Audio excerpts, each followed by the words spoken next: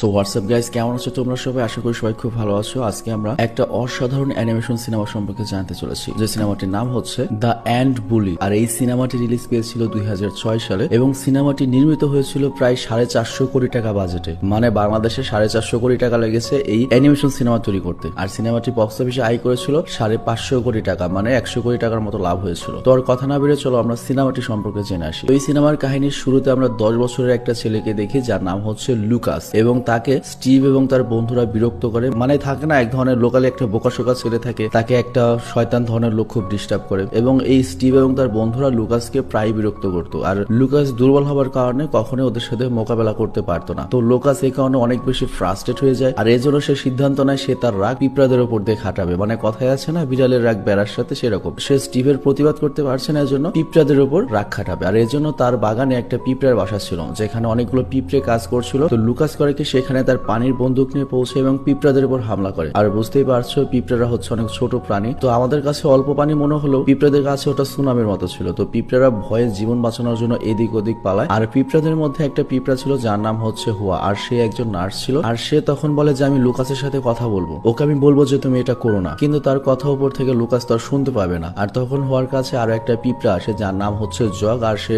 জাদুঘর টাইপের পিঁপড়া। তো তারা দুজনে লুকাসের সাথে কথা বলার চেষ্টা করে, কিন্তু লুকাস